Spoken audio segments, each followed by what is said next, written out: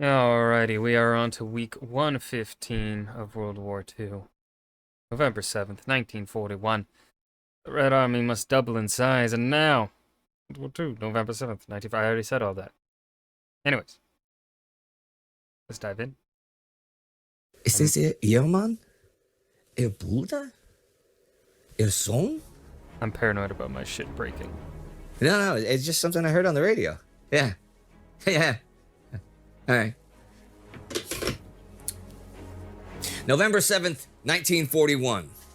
There is a bit of a lull in the war in the Soviet Union just now as autumn turns to winter. But make no mistake, plans are afoot. Plans for huge offensives, but they are everywhere. Plans in Russia, plans in Africa, and plans in Japan.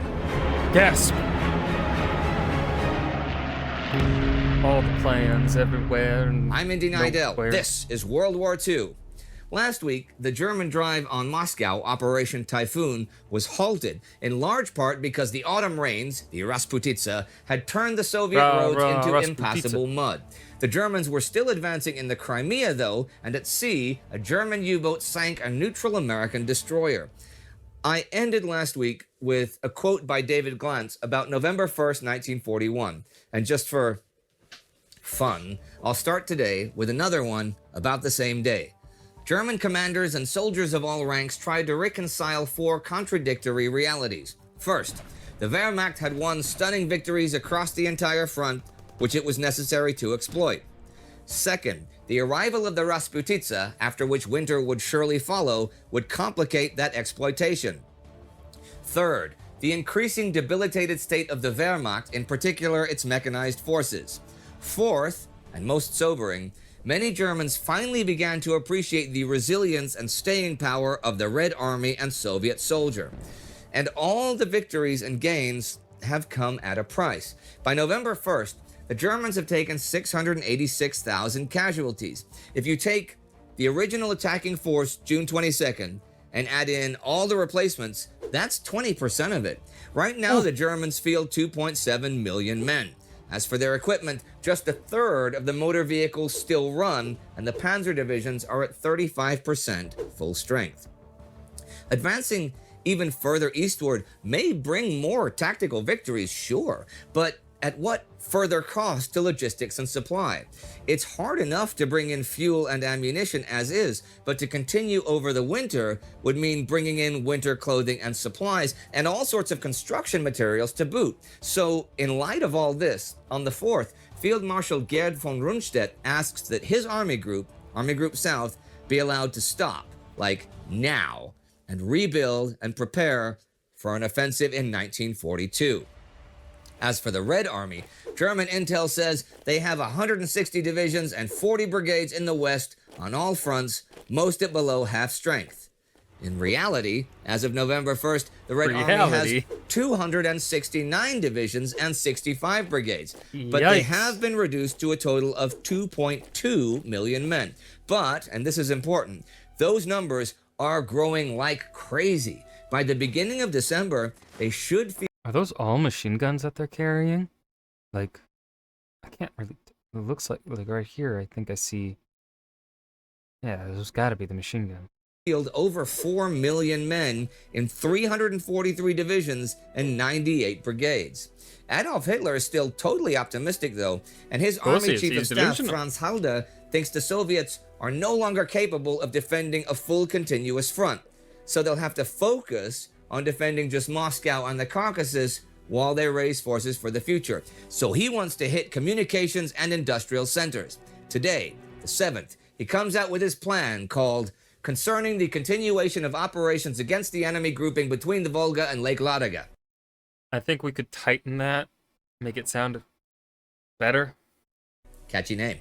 He wants to send the 3rd and 4th Panzers northeast to Yaroslavl and Rybinsk to begin another huge encirclement. There is a maximum version of the plan and a minimum one.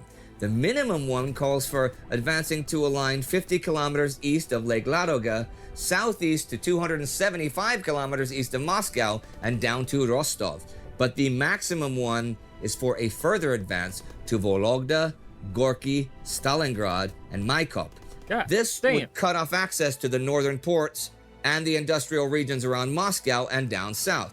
This is pretty ambitious for an Yeah. army with major mechanical and fuel issues. Just a bit. But they've been telling the home front that victory is just about there for a while now, and they have to try to back that claim up.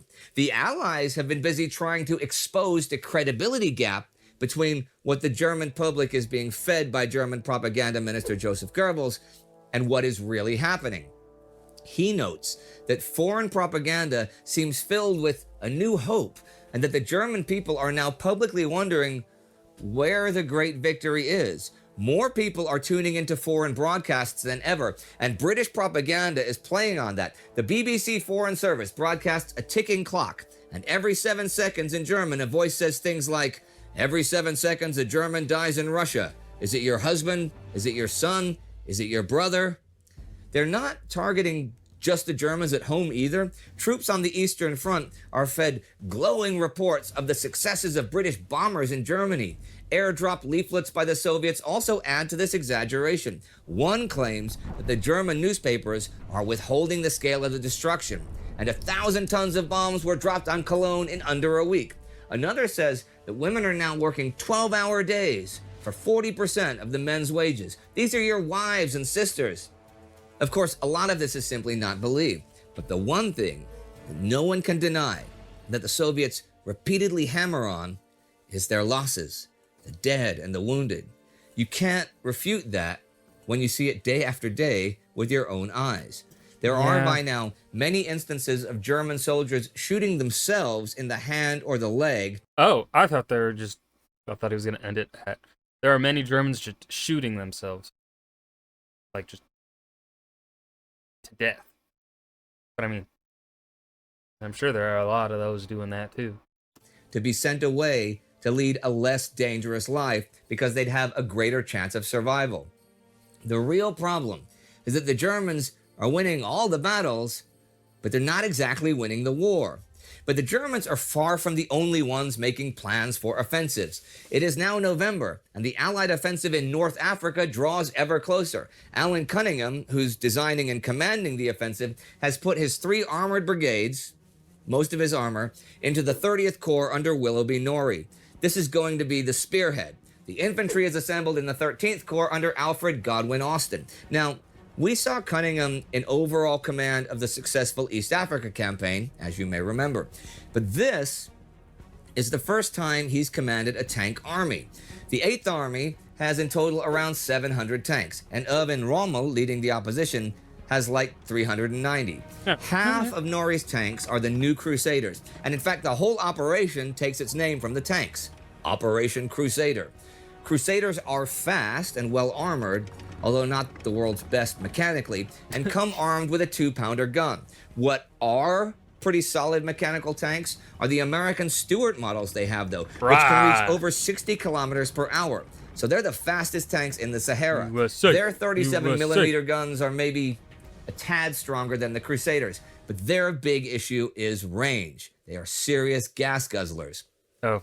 Rommel has not, because of the invasion of the Soviet Union, gotten any major reinforcements since June, but he's reorganized his Africa Corps into 3 divisions, the 15th Panzer, the 21st Panzer, and the 90th Light Infantry. Italian infantry is still the bulk of his foot soldiers. His go-to tank is the Mark III, which we've talked about on the Eastern Front. They're pretty reliable, and their 50mm gun hits about as hard as the Crusaders do. Not the world's best armor, though. Rommel does have 35 Mark IVs with these 75mm howitzers, and they're pretty all right. He has 70 Mark IIs that only come armed with machine guns, and 140... I'm gonna be honest, all this technical information regarding the tanks, going through one ear and out the other. 6 of his tanks are Italian models that do not have much armor and are prone to mechanical breakdowns. One thing... I'm also prone to breakdowns. Anyways. Which I've mentioned a couple times before, that the Axis do have the advantage in is anti-tank weaponry, specifically the 88mm guns. These are real bad boys, as we've seen. Rommel has 35 of them, and 150mm anti-tank guns, which have better range and power than the 2-pounders the British also use as anti-tank weapons. Rommel also uses his anti-tank guns and his armor differently from the British. For one thing, he uses anti-tank guns on offense and not just defense. And if he can get away with it, will send them in the advance line to knock out enemy tanks, while his armor would go into action where it was more lethal, against supply columns, infantry, and artillery positions. Here's something interesting from Stephen Sears. I like interesting. There were other, more fundamental differences in the two forces. In the German army, a panzer division was a mixture of all arms, tanks, artillery, infantry, anti-tank guns, working in close cooperation. Rommel could shift his mobile forces anywhere on the battlefield without them being out of balance. This could be not done so easily in the 8th Army. Not only did the separate services, artillery, infantry, armor, jealously guard their independence, but Cunningham had a wide assortment of nationalities to deal with. Australians, Englishmen, Indians, New Really, the problematic people here are the English. Zealanders, and South Africans have different military habits and did not always mesh when thrown together in an emergency. Well, the countdown until the offensive has begun. And it is not the only one. The Japanese will continue to negotiate with the US, but they give those talks a deadline of the 29th to bear fruit. Proposal A, one of two proposals approved the 5th at Imperial Conference, is sent to the US. It's kind of a non-starter since it has no concessions beyond those already offered in the past, does not offer to leave the tripartite pact, and demands that Japan be allowed to keep troops in China for decades. The US... Decades? What the fuck, Japan? Is aware of the deadline because they are intercepting and reading the Japanese diplomatic code used, though they can't read the naval codes, but they don't know what the deadline implies. Well, Japan under the new Tojo government is committed to going to war against British and Dutch colonial possessions to get the oil, tin, and rubber they need that they can no longer buy. They're not worried about the opposition they're likely to face. Britain has its hands full in Europe, North Africa, the Mediterranean, and the Atlantic, and the Netherlands is under German occupation. So they plan on invading a whole bunch of places at once in early December. In fact, the only navy that could conceivably be a problem to this is that of the neutral United States. The U.S. controls the Philippines, and while the Japanese could just bypass them, they think doing so and having the U.S. on their flank is super risky, and long-range bombers from places like the Philippines could maybe hit Tokyo. So they have a plan to knock out as much of the American Pacific Fleet as possible all at once, at the same time as they launch all those other offensives. This plan is extremely daring and audacious, and was devised by Commander of the Combined Fleet Isoroku Yamamoto and the famous pilot Minoru Genda.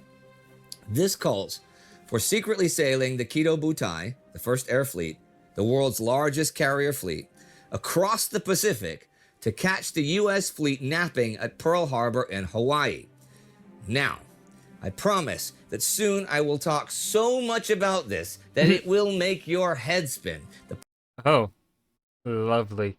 I mean, okay, so before he ever dives into it, I feel like, and maybe we've watched videos in the past that completely disagree with me here, I feel like the plan to attack Pearl Harbor wasn't necessarily a bad plan. I think it's the best option that the Japanese had. Because eventually, the United States is going to get involved, especially if Japan attacks Britain. Like at some point, well, maybe not. Like USA doesn't really, like at least at this time, USA doesn't really care too much about the Pacific outside of its holdings. It cared about Europe because Europe would buy things. Like really, it kind of only cares about Europe because Europe has the money to buy the stuff that the USA makes. Japan and China don't really have the money to buy the things the USA produces. So like, why would they, like, from the United States' socioeconomic perspective, they're not going to care all that much aside from, winning brownie points from the American public opinion or whatever. Politics, the diplomacy, the people, the technology, the plans, the backstory, the whole 9 yards. You will get it in more depth than I'm pretty sure any documentary has ever covered. Oh. Just be... That's bold, Indy. That's real bold. There are a lot of YouTube channels here that have really discussed Pearl Harbor. I don't think I've really watched too many of them, though. Patient. The plan, actually, was only finally approved recently after Yamamoto repeatedly threatened to quit if it wasn't. And the Japanese Damn, didn't think they could Yamamoto. afford to lose their top commander on the eve of war. Well, this week, the actual orders go out to the combined fleet. It wasn't a bad plan, it just was badly executed, but I was the only thing the US would have got involved into World War II the way they did if Pearl Harbor didn't happen. Yeah, I don't think, my thing when it comes to Pearl Harbor, and really the Japanese, the Pacific Theater, I cannot confidently say the US really would have gotten involved in the Pacific had Japan just ignored them. Like, had Japan just never attacked them, I don't know if the US would have cared. Like I was saying just a minute or so ago, I don't think there's really anything outside of the territory that they already control that the US really cares about at this time. Now of course the rubber fields of the Southwest of the Indies is pretty important, but I don't know how much the United States really cared about those at the time. So yeah, I mean, maybe the United States would have gotten involved simply by war ending up declared on Germany. I don't know. And on the 6th, Japanese planes make a practice run for Pearl Harbor at Kagoshima Bay. So, as this week comes to an end, Ultimately, I mean, hell, if Germany never declared on the United States, I don't know if American lives outside of the Navy really would have been at risk.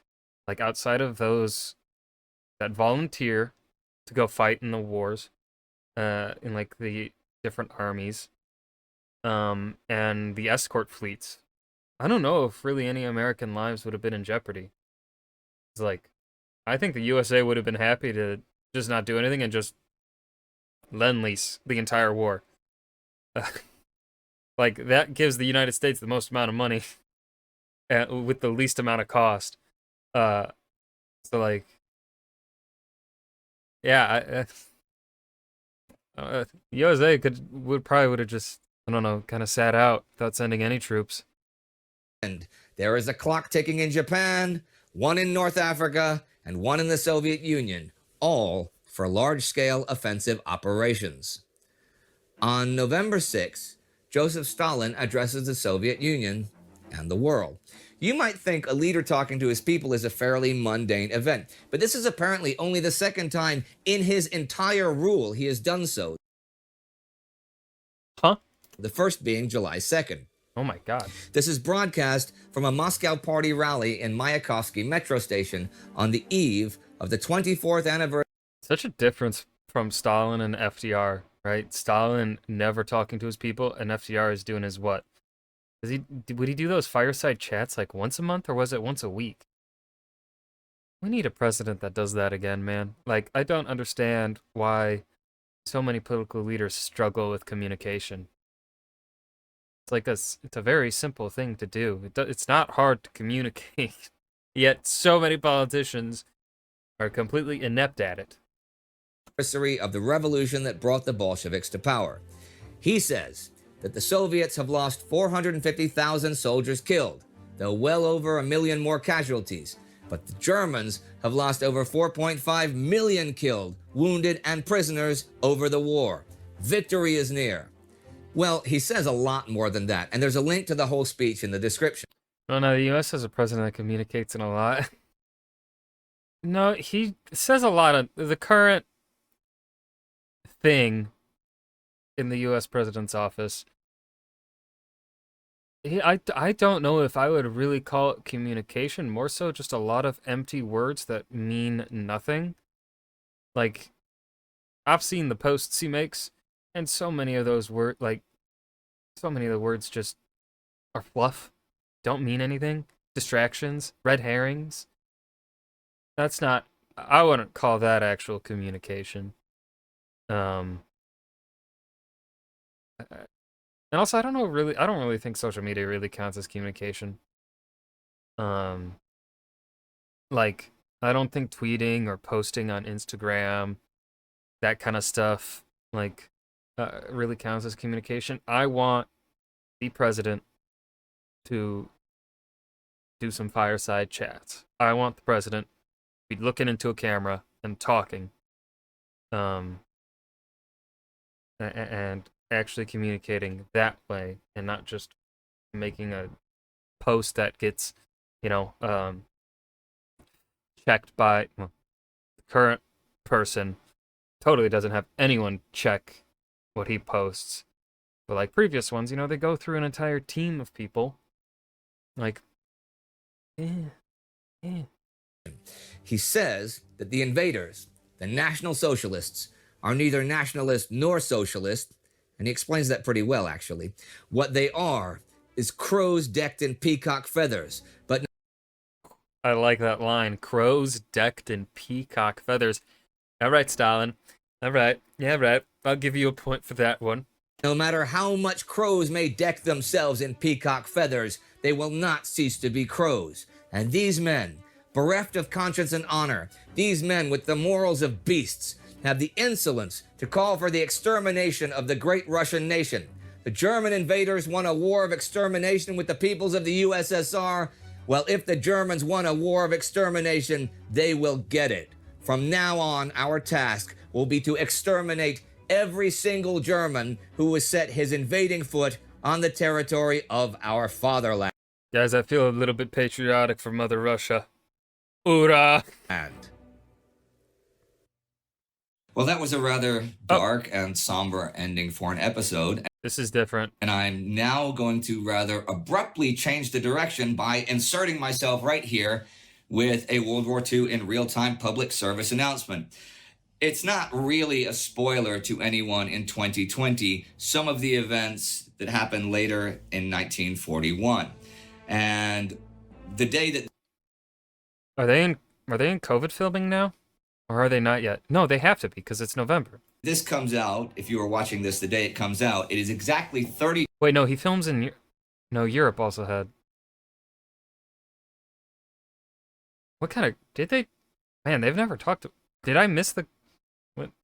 Am I forgetting that they've talked about COVID in the episodes, or just have they not talked about it in the filming itself? Days until the Japanese attack on Pearl Harbor, which was part of Japanese offensives that same day all over Southeast Asia.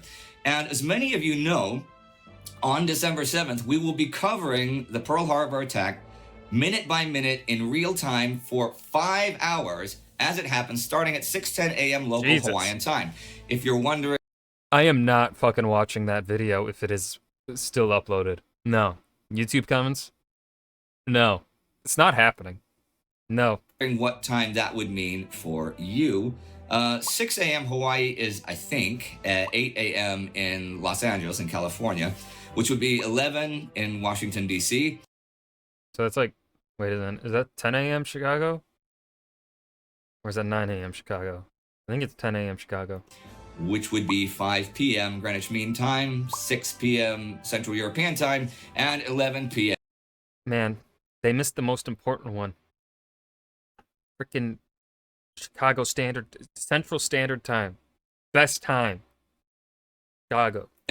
Tokyo time. So you can figure out, if I'm right, when you're going to be able to watch it. But you have the magic of the internet. Anyways, I guess that's the whole video. Because this is just talking about Pearl Harbor. Yeah. Okay. This episode, excuse you, Noxie. We have the Pope. The Pope is from Chicago, okay? Pope Leo. Chicago, baby. Get fucked. We have the mandate of heaven now. Anyways, that was week 115, World War II, November 7th, 1941. That was an okay episode. I mean, nothing, like, it's set up. It's a lot of setup for things to calm down. I'm feeling very patriotic for the Soviet Union. Hoorah. Blah, blah, blah. Week 116.